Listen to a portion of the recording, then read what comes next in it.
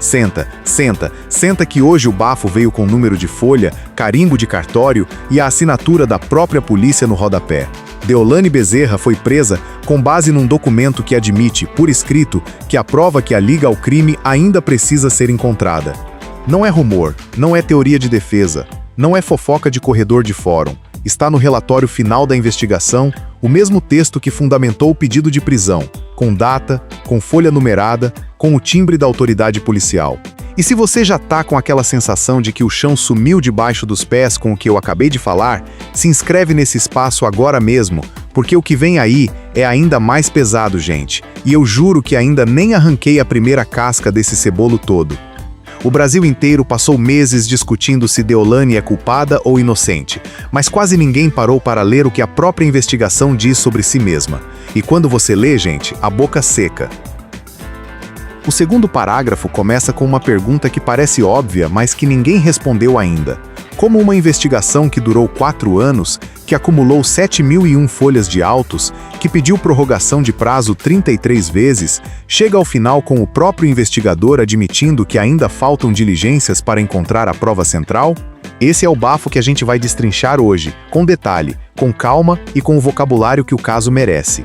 Decolagem imediata, gente. Se você quer que a gente continue desmontando o bafo desse calibre toda semana nesse espaço, se inscreve agora porque esse aqui é só o começo do fio que puxa tudo. Vamos situar quem chegou agora, porque essa história tem camadas, e cada camada que a gente descasca revela algo mais desconcertante do que a anterior. Deolane Bezerra, advogada formada, influenciadora com milhões de seguidores, participante de reality show nacional, nome estampado em contratos, campanhas e empresas. Uma trajetória que mistura direito, entretenimento e exposição pública num nível que pouquíssimas figuras brasileiras alcançaram. Presa em 2026, acusada de integrar organização criminosa e de lavar dinheiro para o PCC. Esse é o resumo que todo mundo conhece. O que a maioria não sabe é o que está escrito nos próprios documentos da investigação. E não estou falando de versão de advogado contratado pela família, não estou falando de nota de assessoria de imprensa, não estou falando de opinião de comentarista de plantão. Estou falando do texto oficial, o que a polícia colocou no papel, com as palavras dela. Se você acompanha esse caso e nunca tinha visto isso, se inscreve nesse espaço porque o próximo bafo sai antes do que você calcula, gente. A origem de tudo remonta a uma operação de 2022. Um casal preso, documentos apreendidos, celular sem dono identificado, cartas, bilhetes, material de toda natureza que foi para dentro de uma investigação que durou anos. E nesse material original, nesse primeiro momento de apreensão, o nome Deolane simplesmente não aparece. Nenhum documento, nenhum bilhete, nenhuma referência direta. O nome dela entra pela primeira vez nessa história de uma forma que, quando você ouve com atenção, levanta mais questões do que respostas. Janeiro de 2023. Audiência de interrogatório de Elidiane, a mulher do casal preso. No meio do interrogatório, o promotor interrompe o fluxo normal da audiência e faz uma pergunta sobre depósitos para uma advogada chamada Deolane. Elidiane nega. O promotor apresenta a proposta de delação premiada. Ela recusa. O interrogatório continua e encerra sem nenhuma prova nova nos autos. Guarda esse detalhe porque ele é o núcleo de tudo, gente. Uma pergunta, uma recusa, nenhuma prova nova. E o nome já estava dentro da história.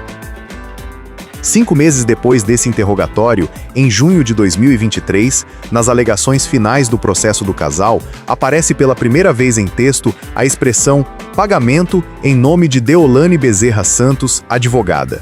Entre parênteses, uma inserção dentro de um texto maior sobre o casal. Esse par de parênteses com a palavra advogada virou peça de construção. Saiu das alegações finais, foi para a sentença do caso do casal. Da sentença virou antecedente processual. Do antecedente, virou base para uma investigação separada. Dessa investigação separada que durou mais 4 anos, saiu a operação que prendeu Deolane em 2026. Um caminho de documentos que, quando você traça linha a linha, produz aquela sensação de que alguma coisa não encaixou direito em algum ponto do percurso, sabe?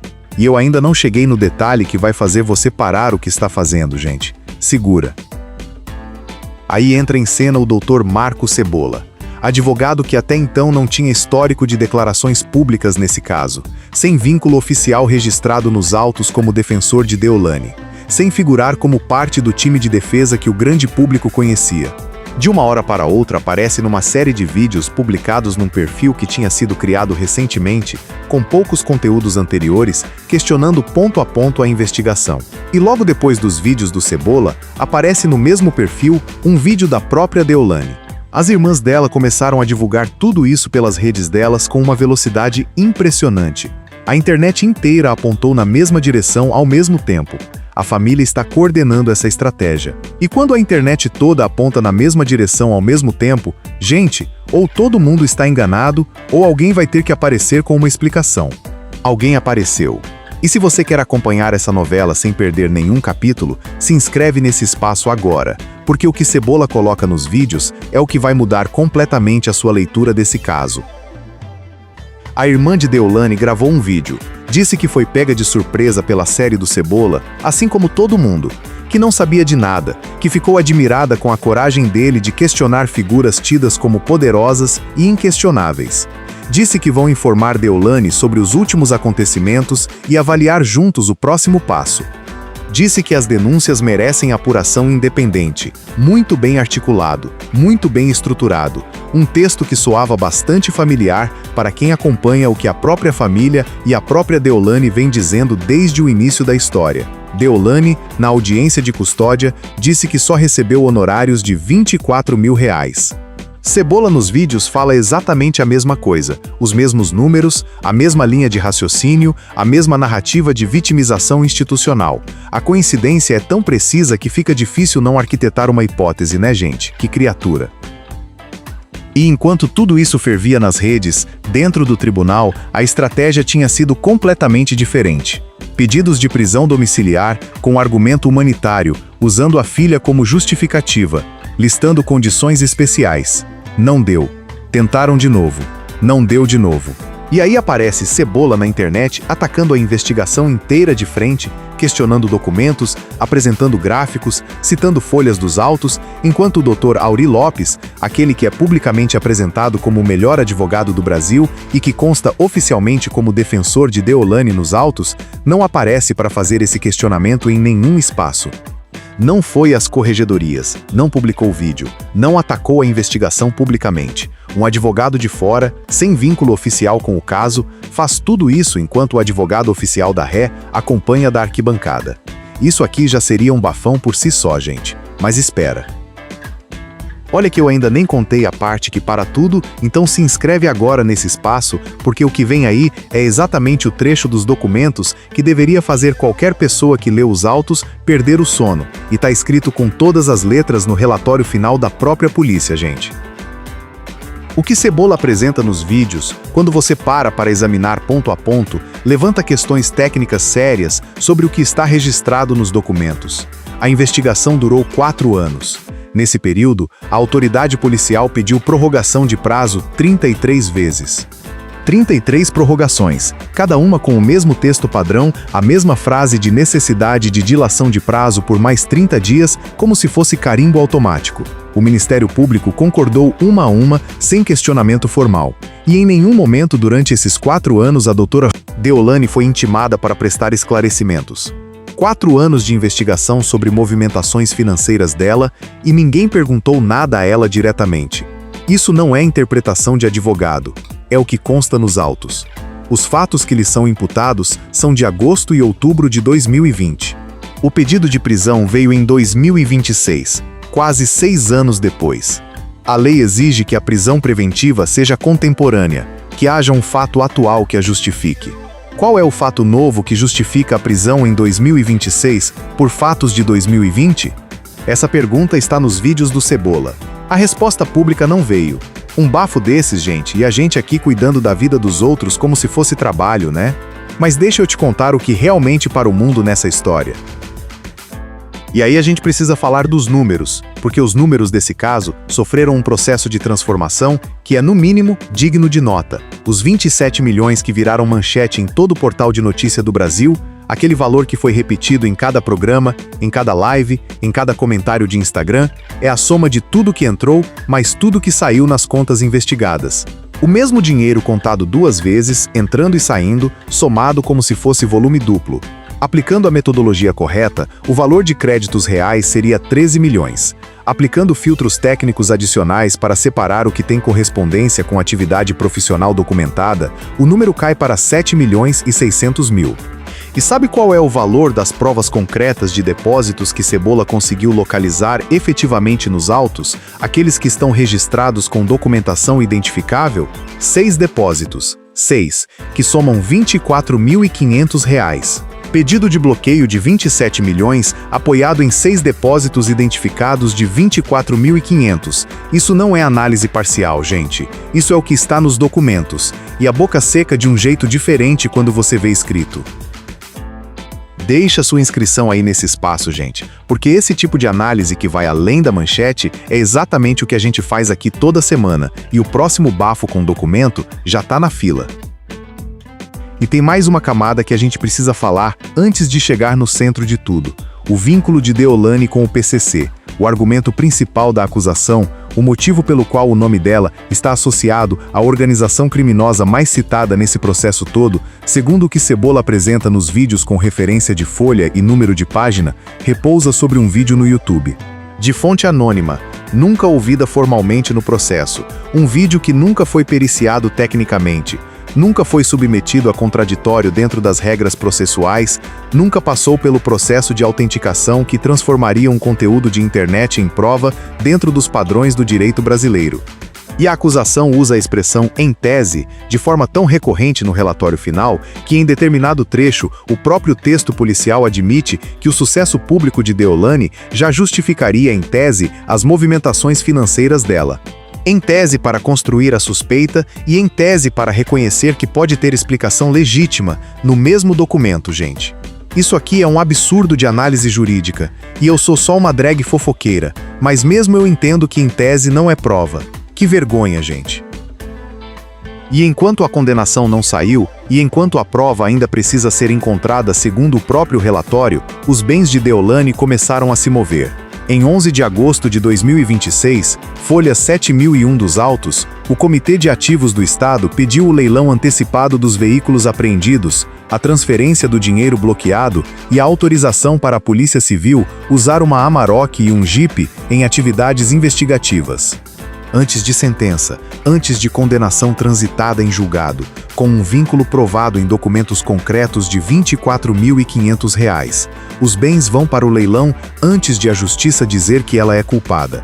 E o padrão vai se expandindo. O Ministério Público já pediu investigação sobre o filho de Deolane, a mãe e as irmãs, todos com base nos mesmos relatórios financeiros que têm os pontos contestados por Cebola.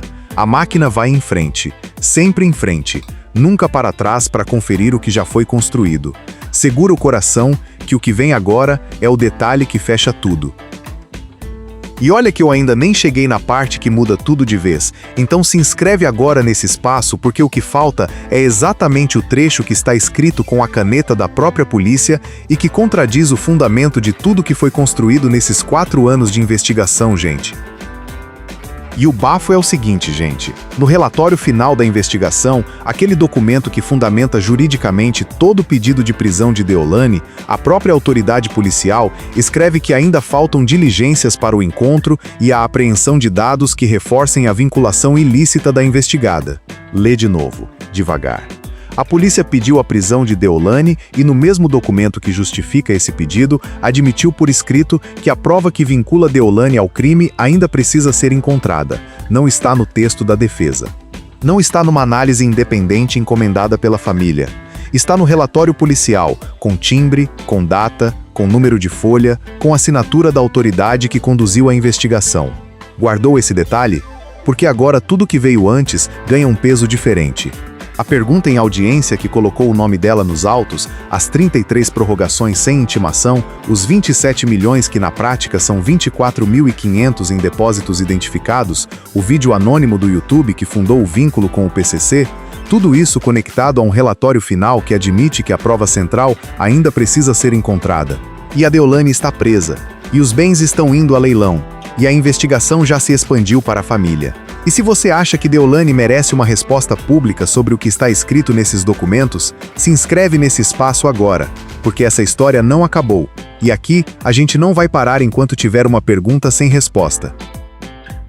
O Dr. Marcos Cebola protocolou notícia de fato nas corregedorias do Ministério Público, no Conselho Nacional do Ministério Público, no Conselho Nacional de Justiça e na OAB, com datas, gráficos, transcrições de trechos dos autos, número de folhas.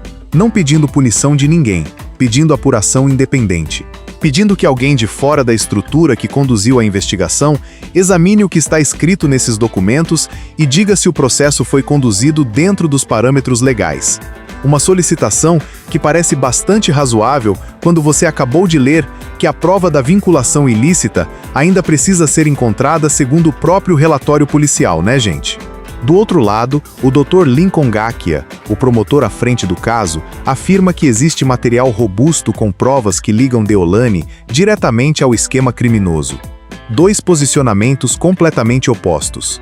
Um caso que se arrasta há anos, uma mulher ainda presa, uma família com novos membros sendo investigados. E uma pergunta que não foi respondida publicamente ainda. Quem, de forma independente e sem vínculo com nenhuma das partes, examinou o que está escrito nesses documentos e verificou se o caminho percorrido desde aquela pergunta em audiência até o pedido de prisão seguiu os padrões que a lei exige? Essa pergunta é a do Cebola, e ela segue no ar. E a gente precisa falar também do que essa história diz sobre como a narrativa pública foi construída, porque isso aqui vai além do caso Deolane. Os 27 milhões foram para as manchetes, o vínculo com o PCC foi para as manchetes, a prisão foi para as manchetes, o leilão dos bens vai para as manchetes. O trecho do relatório que admite que a prova da vinculação ainda precisa ser encontrada não foi para as manchetes. Esse contraste entre o que circula como informação pública e o que está registrado nos documentos é o que faz esse caso ser mais do que uma discussão sobre culpa ou inocência de uma influenciadora específica. É uma discussão sobre o que a gente aceita como prova suficiente para prender alguém, sobre o que a gente aceita como fundamentação suficiente para bloquear bens antes de sentença, sobre o que a gente aceita como informação jornalística sem exigir que alguém vá até a folha 7001 dos autos e leia o que está escrito lá. Isso dói, gente, e é o tipo de dor que não passa com uma nota de esclarecimento de assessoria de imprensa de nenhum dos lados dessa história. O caso tem dois caminhos possíveis ainda abertos. O primeiro, o material robusto citado pelo promotor existe, sustenta a acusação com solidez independente dos pontos questionados por Cebola e a instrução processual vai revelar isso com provas que vão a julgamento dentro das garantias legais. O segundo, as questões levantadas sobre a construção do processo são legítimas, a apuração independente pedida por Cebola é concedida, e o que se examina muda o rumo do caso de forma significativa. Nenhum desses caminhos está fechado ainda. Deolane pode ser culpada, pode ser inocente, o processo pode estar correto em cada detalhe. Mas o que não dá mais para fingir é que a gente não leu o que está escrito, que a prova da vinculação ilícita ainda precisa ser encontrada, segundo o próprio relatório, que os 27 milhões se tornaram 24.500 em depósitos identificados quando alguém foi contar de verdade, que a intimação de Deolane para prestar esclarecimentos nunca aconteceu em 4 anos de investigação, que o vínculo com o PCC repousa sobre um vídeo anônimo do YouTube sem perícia. Isso está nos documentos, com folha e data. Manda esse vídeo para quem você conhece que acompanha esse caso, marca aqui nos comentários o que você achou de tudo isso e se você quer continuar acompanhando cada novo bafo dessa proporção com a seriedade e o deboche que ele merece, se inscreve agora nesse espaço e ativa as notificações, porque a gente aqui não para enquanto tiver documento novo para destrinchar, folha nova para ler e pergunta sem resposta para fazer em voz alta, gente. Prova que falta é prova que falta. Papel não mente, mas sabe muito bem calar.